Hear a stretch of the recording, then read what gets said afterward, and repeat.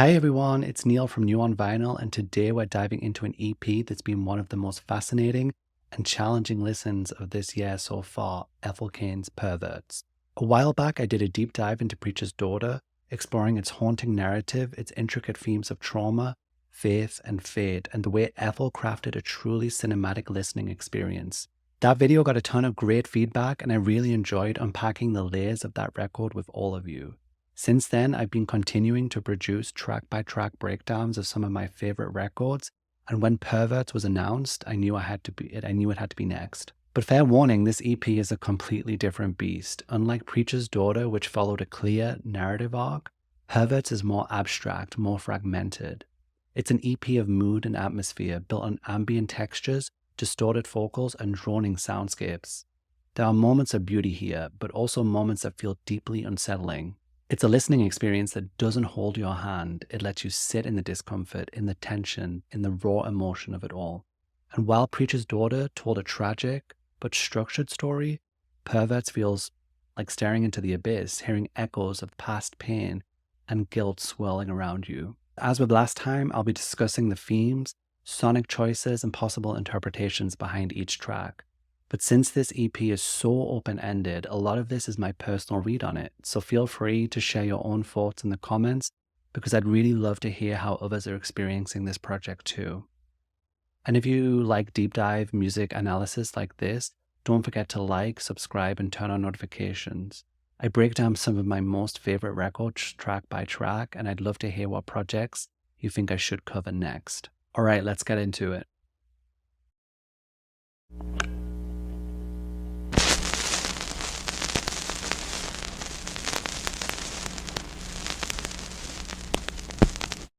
The EP opens with its title track, a sprawling 12-minute plunge into droning synths, disembodied voices, and religious paranoia. It begins with a distorted rendition of the hymn, Nearer My God to Thee, creating an eerie atmosphere. From the first moments, Perverts establishes itself as an experience that doesn't tell a story, but as much as it immerses you in a state of being, a state of unresolved shame, fear, and self-destruction. The foundation of the track is a looping, distorted monologue, which sounds like a fire and brimstone sermon from an old cassette tape, warped and crumbling with time. The voice condemns sin, masturbation, impurity, and perversion, reinforcing the themes of repression and punishment that will run through this entire EP. What makes it even more haunting is how incomprehensible it becomes. The words disintegrate under layers of static echoing and sonic decay. It's as if the meaning of the words is rotting from the inside out, becoming something far more terrifying than the words themselves. This track isn't about melody or structure. It's about creating a space, an atmosphere of suffocating discomfort. The drone shifts subtly, almost imperceptibly. It's like the feeling of being trapped in a room where the air is getting thinner. The occasional high-pitched frequencies and guttural rumbles make you feel physically uneasy, as if the sound is crawling under your skin. Thematically, Perverts immediately declares its focus on internalized guilt and the inescapability of religious trauma. While Preacher's Daughter explored these themes through narrative, Perverts is a psychological experience. There's no running, there's no escape, only a mind looping through the same thoughts over and over again. It's a bold, uncompromising opener. If you made it through Preacher's Daughter expecting another tragic but melodic gothic Americana record, this track is here to tell you you're in for something much, much darker. After the overwhelming dread of the opener, Punish brings the EP's first semblance of structure and melody, but it's still shrouded in haze, like a song heard through a wall, muffled and distant. Built around a delicate, reverb-soaked piano, the song moves slowly, each note feeling carefully placed as if it's afraid to break through the silence. Ethel's vocals are ghostly and fragile, hovering just above a whisper, as if she's singing to herself in an empty room. Lyrically, Punish feels like a meditation on suffering as devotion. The idea that pain isn't just something to endure, but it's something that proves your worth. There's an almost masochistic quality to the way she sings about punishment, as if it's something she welcomes, something she needs. For those who grew up in strict religious environments, this mindset, it may feel eerily familiar. Many people are taught that love and suffering are intertwined, that to be good is to suffer, and to be worthy of love you must prove it through pain. And this song feels like a resigned acceptance of that belief, a moment where the narrator doesn't fight against it, but leans into it completely. The melody itself is deceptively simple, almost childlike, which makes the lyrics hit even harder for me. The contrast between innocence and emotional devastation is something Ethel has mastered in her music, and Punish is a perfect example of that. Even after it ends, it lingers in the air like a memory you can't quite shake. House of a Psychotic Woman. This is one of the most unsettling and disorientating tracks on the record. It doesn't follow a traditional song structure. Instead, it plays out like a fever dream, a descent into obsession and psychosis. The title is a direct reference to Housofpsychoticwomn, a cult film analysis book by Kayla Yanesi that explores the portrayal of female madness in horror cinema. And that's exactly what this track feels like, the sonic equivalent of losing your grip on reality. Rather than a clear melody, the song constructs a collage of fragmented sounds that slowly builds a sense of claustrophobia. Whispered, fragmented vocals drift in and out, hovering somewhere between a confession and a desperate plea, as if we're eavesdropping on someone talking to themselves in the dark. In the background, what sounds like an old film dialogue, played in reverse, adds to the distortion, giving the impression of someone trapped in a loop of their own memories, unable to break free. Layered over this are eerie, distorted breathing sounds, creeping in from the edges of the mix, as if someone is just behind your ear, but never quite there. The most disturbing element of this track for me is the repeated phrase, "I love you." At first, it carries the illusion of warmth, but as it repeats, it becomes something else entirely, obsessive, hollow, and unsettling. It feels more like a compulsion than a sentiment, as if the act of saying it over and over is meant to force it into existence. The way it's delivered turns love from something reassuring into something suffocating, desperate, and spiraling out of control. By the end of the track, something has completely unraveled. The layers of the sound collapse into an eerie emptiness, leaving only the unsettling residue of what came before. It feels like the narrator has been consumed by their own fixation, lost inside their own looping thoughts. This is one of the tracks that doesn't just tell you about madness, it really makes you feel it.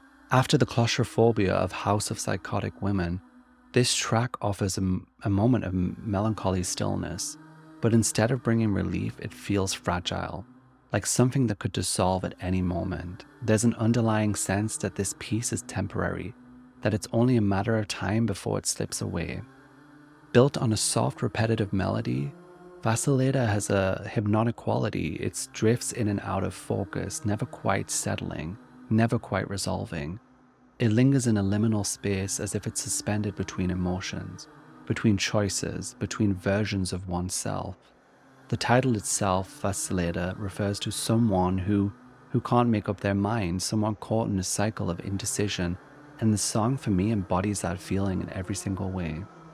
The push and pull of its sound reflects the contradictions within the lyrics, the tension between wanting connection but fearing its consequences, the dissonance of longing for something while also wanting it to disappear, and the quiet, aching confusion of not knowing which version of yourself is real. Ethel's vocal layering here is particularly effective, reinforcing this emotional instability. Some lines are clear and upfront, raw and vulnerable, while others are buried beneath layers of distortion, submerged just enough to feel distant and unreachable. The effect is like an internal dialogue playing out in real time, two versions of herself, one grasping for clarity, the other sinking into uncertainty, arguing in the background. The song never builds to a climax, it simply drifts, unresolved, like a thought that never fully forms. It lingers in hesitation, in the space between wanting and rejecting. It's one of the most emotionally subtle tracks on the record, and in its own way, it's also one of the most devastating. The title references Onan from the Bible, whose name becomes synonymous with masturbation and by extension, shame. This track continues the record's themes of religious guilt and bodily autonomy, but in a way that feels deeply resigned, like someone has just stopped fighting their own self-hatred and just let it wash over them. Built around a hypnotic piano loop, Onanist slowly adds layers of distortion and drone, creating a sensation of being swallowed by the sound. The vocals are ghostly, almost like a hymn, but wrapped and distorted. The track is one of the EP's most thematically direct for me, confronting the way purity culture really still instills shame in the body and turns natural desires into something that's sinful. At nearly 15 minutes long, Pulldrone is the longest and most challenging track on Perverts, serving as the EP's most extreme dive into pure sound and atmosphere. This is where Ethel Cain pushes boundaries of what a song can be. It's less of a song in the traditional sense and more of an endurance test for me, a sonic black hole and something that pulls you in and refuses to let you go. The track is built on layers of deep industrial drones, eerie synth textures, and what sound like heavily processed vocals that shift in and out of the mix like distant cries. There's no melody here, no lyrical structure, just an overwhelming, almost physical sense of weight. It feels like the sonic equivalent of sleep paralysis, of being trapped in a liminal space where time stretches indefinitely. The title Pulldrone suggests being dragged down by something unseen, and that's exactly how this track feels, like being submerged underwater, with the surface always just out of reach. In the context of the EP, this might represent the moment where, shame, self-hatred, and religious trauma become all-encompassing, swallowing the narrator whole. There's no escape, no resolution, just a slow descent into nothingness. Really, it's a difficult listen, but that's the point. This is music as an experience, not as entertainment. It demands patience, forcing the listener to sit with their discomfort. Whether you find it meditative or suffocating depends entirely on your own relationship with sound and silence. After the overwhelming weight of Pulldrone, Etienne offers a much-needed moment of relief. It's one of the softest and most intimate tracks on the record, built around a sparse guitar melody and Ethel's vocals, which feel more vulnerable and human here and it's really more human than anywhere else on the record, in my opinion. Lyrically, Etienne it's ambiguous. It carries the weight of nostalgia, of longing for something or someone that's been lost for a long time. The name Etienne itself could reference a person, it could be a place, or an abstract symbol of innocence and tenderness in an otherwise harsh world. There's a quiet ache in the way she sings, like she's reaching for something that's just beyond her grasp. The production here is delicate yet unsettling, with a faint ambient noise lingering in the background, as if memories of the past are bleeding into the present. It's as though we're catching a glimpse of something beautiful but also fleeting. A moment of warmth in an EP otherwise dominated by coldness and distance. But even this moment of peace feels fragile, like it could shatter at any second. And as the record moves forward, it inevitably does. With Thatorchia, we're dragged into the EP's more abstract, nightmarish soundscapes. It's a dense layered track filled with distorted guitar, static, and vocals that are stretched and manipulated beyond recognition. The title itself is cryptic. Thatorchia doesn't have an obvious meaning, but it sounds like a combination of torch, suggesting fire, destruction, or illumination, and archaic, implying something ancient, forgotten, or buried in the past. This fits with the record's overall themes of guilt and punishment, as if this track is the sound of something long suppressed rising to the surface. There are moments of motion here, like the song is pushing forward, but it never really arrives anywhere. Instead, it keeps recycling and circling back into itself, caught in an endless loop of noise and distortion. It feels like a representation for me of obsession, of a thought, a memory, a feeling that refuses to fade. While Etienne was a moment of stillness, Thatorchia feels like the chaos that inevitably follows, the moment where the mind spirals out of control, consumed by something it can't let go of. Amber Waves is the final track on Perverts, and in many ways it serves as the record's emotional climax. While much of the record has been cold, detached, and suffocating, for me this song carries a heavy sense of sorrow, like an epilogue, a reflection, really on everything that's come before it. The title immediately evokes America the Beautiful, specifically the line "amber waves of grain." But in this context, it feels like an ode to beauty and more like a reference to something fading, something once golden and thriving that's now withering away. This could symbolize lost innocence, for example, wasted youth, or a past that could never be reclaimed.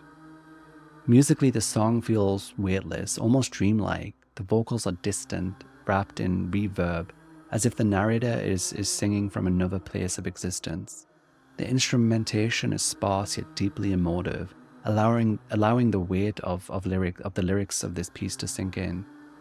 Lyrically, Amber Waves appears to grapple with acceptance, of loss, of mortality, of the past that can't be changed. There's a deep sadness here, but also a strange sense of peace. If the rest of the EP has been about fighting against shame, desire, and guilt, this song feels like surrender, but not in defeat, but in understanding that some things are simply unchangeable. As the song fades out, it leaves us with more questions than answers. There's no resolution, no clear narrative, no closure, only the lingering echoes of everything that we've just experienced. And maybe with this piece, that's the point. All right, everyone, so there you have it. Perverts is obviously not an easy listening experience to digest, and it's definitely not for everyone. So if Preacher's Daughter was a gothic southern tragedy, I think Perverts is the sound of that tragedy, echoing endlessly into the void. It's a project that's more about feeling than storytelling, and more about creating an atmosphere than following a narrative. But that's what makes Ethel Cain for me so compelling. She has always been an artist who challenges her listeners, who asks them to sit in uncomfortable emotions and wrestle with difficult themes. And with Perverts, she's really taken that even further. I'd love, as I mentioned, to hear your thoughts. What tracks stood out to you? What do you think Ethel was trying to explore with this project? Let me know in the comments. And if you like videos like this one, make sure you like, subscribe, and turn on notifications so you don't miss my next deep dive. I put out generally track by track analysis and breakdowns of some of my favorite music projects. So if there's one you want me to cover next, drop it in the comments and I'll take a look. So thanks everyone for watching, and until next time, take care.